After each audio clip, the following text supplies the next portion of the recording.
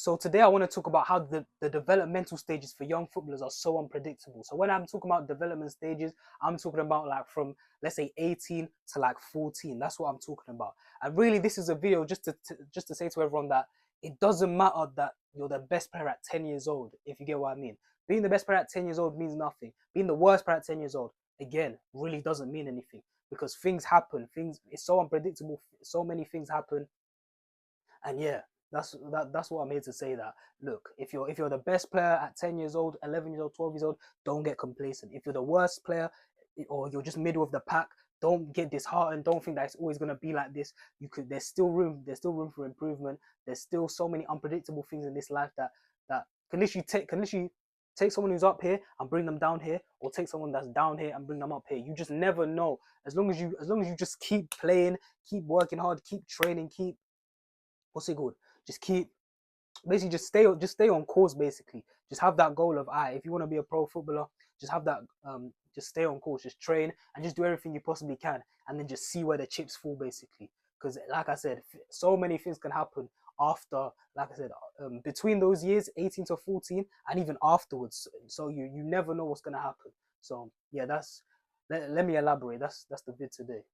So first of all, let me talk about the different factors in the developmental stages that can occur, that can either pretty much make or break a player's career. So first of all is the obvious one. We got injuries. Now, when it comes to injuries can happen to anyone. Like it's probably of no fault of anyone else, especially as a kid. As a kid, when it comes to like muscle injuries and all of that, you're pretty much immune. Let's be real. Up until you're like 14, 15, you're pretty much immune. When you're like 10 years old, it's literally just like it's damn near impossible to like pull a muscle. Like, you know what I'm saying? Like sometimes I'll be training my little brother, like he's 10 years old, or we'll be going for like sprint training, we'll be practicing our speed, and literally I'm there, warming up my hamstrings, the groins, making sure my hip flexors are good, making sure I'm rolling my ankles, just making sure everything's nice and loose, and he's just there, he's just walking, because like I said, he doesn't really need to stretch. Obviously, I always tell him it'd be nice for you to stretch, but obviously he doesn't take the stretching seriously, because he kind of knows himself that, what's called pulling a muscle isn't really that deep. Whereas me, I have to do like a 10-15 minute warm up before we can even start, you know what I'm saying, doing our warm up sprints. So yeah, because obviously um I'm I'm susceptible to pulling a muscle. But yeah, injuries for young players, this when it comes to young players, is more like the fatal injuries I'm talking about, more like the leg breaks, the ACLs, the literally like the broken, like players who break their ankles. Obviously, this is rare, but still, it can still make or break a player's career. Like I know guys who, what's it called, were pretty much star boys at 9, 10. So yeah, I know guys who were like star boys at like 10, 11 years old, but obviously they suffered a horrific injury. Let's say it's a leg break or ACL, something of that magnitude, and they just never could get to this back to being the same player they once were. Even at like, what's it called? Even at 14, 15, because obviously when you're young, you don't really take rehab too seriously, especially if you're not in an academy just yet. You don't really have that sort of like insurance to make sure you have someone checking over your shoulder, making sure, okay, what you need to do is this, this, this. You don't have that guidance. Your parents probably don't really know too much about, coming back, from about rehabbing, coming back from a major injury. So obviously, if you're a young player, you're not in the academy, you're probably just gonna be just there. You're probably just, during like, let's say 9 months to a year, you're probably just gonna be sitting on your ass, to be honest, sitting on your ass until your doctor says, oh, you're ready to play now. Even though, you know what I'm saying, your doctor, he's not really like he doesn't specialize in like sports injuries. He's just a normal doctor. And he just says, oh, 9 to 12 months. So you wait 9 to 12 months. The whole time, if you're a kid, 11, 12 years old, you're probably just playing on your PS4, eating whatever you want. And yeah, your sharpness obviously is just down the drain. So yeah, that could really make or break a player's career. Because obviously, like I said, when you're young, you don't know better, to be honest. So yeah, injuries like the first factor that could really make or break a player's career, a young player's career in the development stage, basically. Now, obviously, we have things like, what's it called? Certain people's understanding of the game sort of goes to another level, and then other people's don't really evolve. So let's say as a young kid, let's say we've all seen that those kids on YouTube who just dribble past the whole team. People are calling them, the next Messi in here, the next Ronaldo here. Like they're dribbling past the team, they're scoring 10 goals a game and all of that. It's cool, it's nice, but however, if that kid doesn't have guidance on like how the game is actually played at the top level, what's it called? Those things aren't gonna really translate, because obviously, let's say it's a guy who he's a winger and he just kicks it down the line and he runs. He just runs. He's able to just kick it down the line. He's got that quick first step naturally, and he just runs down the line. Let's say he's 10 years old, 9 years old. He just runs down the line, cuts inside, and just shoots every time. That's cool, obviously at 10 years old. But let's say when you get to like 14, 15, that winger, he tries to go do that same move, where he just kicks it down the line and he tries to run. But now, because you're 14, 15, and the centre back is much smarter now, has better game intelligence. The centre back just slides across and goes, "Give me that interception," because he knows, because especially if the centre backs, he's gonna clock that. Okay, this guy, he's kicking it and he's running down the line every single time. Our fullback can't kick up with him. So the centre back on that side, let's say it's the right centre back on that side, literally just gonna slide across. Yep, interception. Give me that, and off they go. So obviously those types of, obviously, game intelligence, understanding the game plays a big role, because obviously, like I said, if you're like a dribbler type of player, you just dribble, you don't really think the game, it all just comes a bit naturally to you, where you don't really have to think, you just sort of use your raw ability. Obviously that doesn't really translate to the actual game. You're not really going to be able to take the ball and run past 4 or 5 guys and slot it away every single. It barely happens in the program. Literally, who really did it on a consistent basis? Messi. That's it. Like, one of how many pro footballers are there at the top level? Messi, probably one that I've seen who could consistently just take 3 or 4 man on and just create something out of nothing. So yeah, definitely understanding of the game improves. This is why this is another unpredictable factor. You never know who's gonna just have that intelligence. Yeah, there's just those street smarts on the pitch basically. So yeah, that's another thing why I say that at a young age it doesn't really matter. Talent level from like 18 to 14 isn't really a big thing. Like, there's so many more factors apart from talent. So yeah. And then obviously we got the classic example of people may just not enjoy the game as much as they once did. Maybe certain circumstances have happened outside of the football pitch growing up that the kid really can't control. So let's say, for example, the whole his home life is a bit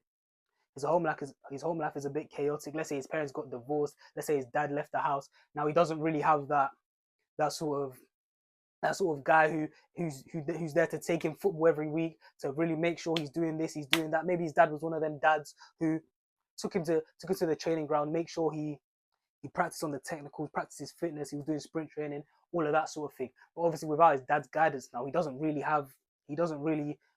know what to do, because his dad was pretty much just doing everything for him, pretty much saying, all right, we're going today we're going to train, today I'm taking you to the match here, today I'm taking you to this training session here, you're going for this trial here.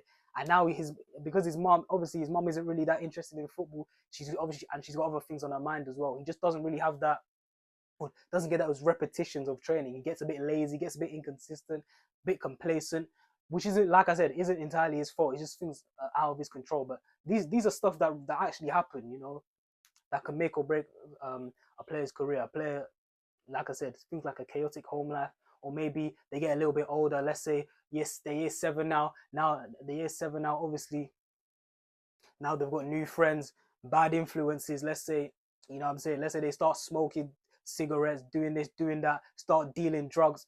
Just little things like that can happen. Get involved with the police, and they just end up just losing love for the game, sort of thing. They don't really care about football. Football isn't really the priority anymore.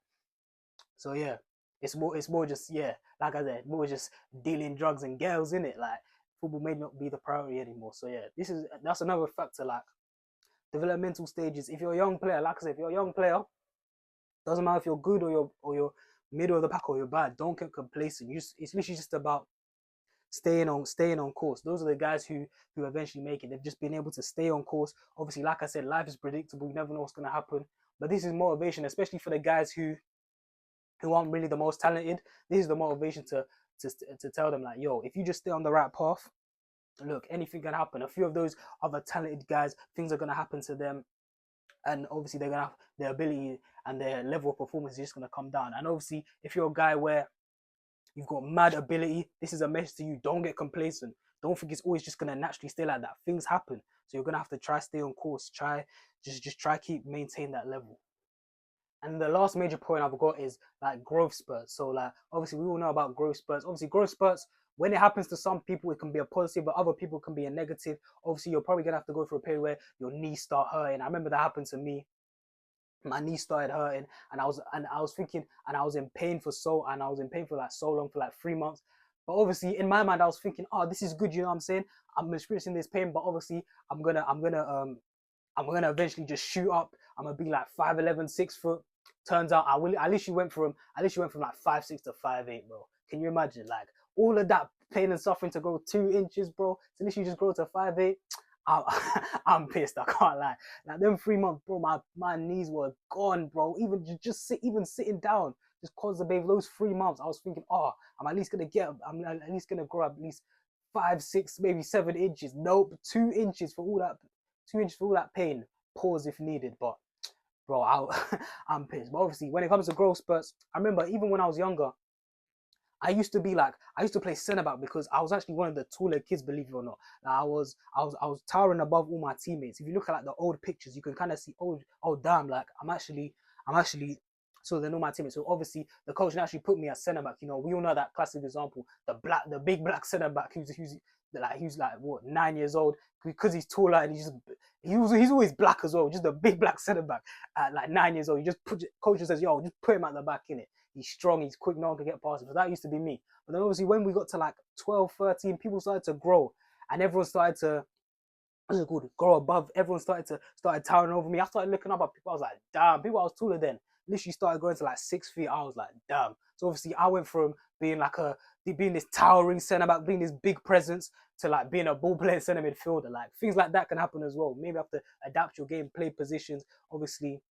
Certain guys are stubborn. They don't want to, like I said, they don't want to adapt. They want to still try to be a certain position that's not really them anymore, pretty much. So yeah, I had to just adapt my game. I couldn't be a centre back anymore. I had to move into midfield, try adapt my game there, get better technically. Because obviously when I was centre back, I wasn't the best technically. So yeah, I had to get better technically with my touch, my passing. Yeah, become a ball playing centre mid. Even my boy used to be a striker, quick, nimble striker. But then obviously he shot up to like 6'2", and now he's a centre back. So now he's a centre back for a first team. So yeah, like I said, growth spurts, another unpredictable factor that can change a player, that forces you to adapt, forces you to, you know what I'm saying, get better at certain skills that you didn't have to before. Yeah. So yeah, I basically make this video to emphasize the point that it doesn't matter where you are at 10 years old. Trust me, it doesn't matter your level of ability at 10 years old, because so many 8 years old, 9 years old, 10 years old, 11 years old, 12 years old. It doesn't matter. It doesn't matter. What's it called? Based on your ability, as long as you stay there, as long as you stay focused on trying to improve yourself, ideally it really matters who's the best at like 15, 16, because that's when you can kind of get a gauge. Like even Arsene Wenger said, I'm pretty sure Arsene Wenger said after the age of like 15, most sort of academy players, they don't really actually get better in terms of their skill level, their talent level. It's more the understanding of the game. That's what he said personally. He said players don't really get better at 15. It's just more the brain develops, their game intelligence develops. So yeah, that's really where you want to be. You really want to be the best like 15, 16. But even that, even 15, 16, stuff can still happen after that. But yeah, mainly 15, 16, you still want to, that's the age range that really matters. 15, 16, where if you're the best, you can look at yourself and be like, I'm doing good here. But 10, 11, there's still too much things to happen. That's why I'm making this video, to emphasize that if you're the best, don't get complacent. If you're down here, if you're one of the bottom of the pack or you're middle of the pack, don't get disheartened. Just keep going. Just stay the course. Basically, just have that mindset of, you know that quote where they say, hey, if you stay in the barber shop long enough, you're eventually gonna get a haircut. Like just keep playing, keep trying to get better. Just be enthusiastic about the game. Have a good mindset. I mean, there's a reason why academies hand out contracts every 2 years, like, because like I said, a lot could happen in 2 years. Even they know, literally, that's the whole reason why. Imagine if academies were giving out like 6-year contracts. They don't do that though, do they? It's every 2 years. They evaluate their players every 2 years. They see what have they improved, what has happened here. Has this player had a growth, but has this player had an injury and he hasn't really had a chance to prove himself? And if that's the case, should we give him this 2-year contract, or should we not take the chance on this player? Like, so much can happen in 2 years. You don't, what's it called? So much can happen in 2 years. Yeah, that's why that's the time frame to give them those contracts, because you just don't know what's gonna happen, pretty much. like I said, the reason I make this video is because I've seen this account like both sides of the spectrum. I've literally seen the star boy who's literally played for, like, let's say Tottenham Academy, the star boy who played for Tottenham Academy in like year 6, year 7, who everyone was like, oh, you know, he plays for Tottenham, this and that. And then you fast forward to like year 11, and he's nowhere. You don't hear about him anymore. He got released, and ever since then, you just don't hear about the guy. He's probably playing for some whatever team, compared to obviously Tottenham Academy. Probably playing for some whatever team, and you're like, damn, what happened to that guy? Hey, a bunch of this could have happened in that time frame. And I've seen it the other way around, vice versa. Literally, a guy in year 7, you never heard of him. Maybe he even went to my school, never heard of him, and then all of a sudden, bang, year 9, playing for an academy now, getting, what's that thing called in school? Getting academy leave in like year 9. I think he left after year 9, but obviously year 7, he was year 7, good player, but he wasn't really getting that buzz. And then obviously end of year 8, and then year 9 hit, and then that's when everyone knew him as the academy guy. He was the academy guy. He was getting academy leave to go training. Obviously, he got to, obviously, you know, he was there for like the whole day, and that they learned. Apparently, he was telling us that they learn there. They do schoolwork there and everything. So yeah, that's why I'm making this video pretty much, because like I said, between those development years, doesn't really matter who's the best player, who's the most talented, blah blah blah. It's usually just the guy who can sort of. I think it's more about the guy who can. Obviously, you have to have a level of talent. I'm not saying if you're just dead, like if you're just dead, you're gonna make it. I'm saying it's normally the guy who with a bit of talent who manages to stay the course. Obviously, there's luck involved in terms of staying the course. Like I said, there's things that the young kids can't really wholly control, like a chaotic home life, for example. But there's other things that they can control in terms of staying away from bad influences, things that might deter them from their football career. Yeah, it's literally just about the kid with talent and who can stay the course pretty much up until they're 16. Those are the guys who make it pretty much, who can retain their place in the academy pretty much until they're 16. So yeah, that's what I've got to say on that. Like I said, if you're at the bottom of the pack, middle of the pack, don't get disheartened. If you're at the top right now and you're like 10, 11, don't get complacent. It won't just naturally stay like that forever. If you don't put in the work, trust me, people are gonna overtake you. So yeah, that's all I have to say for this vid. I've been JT. Hope you enjoyed the vid, and I'm out.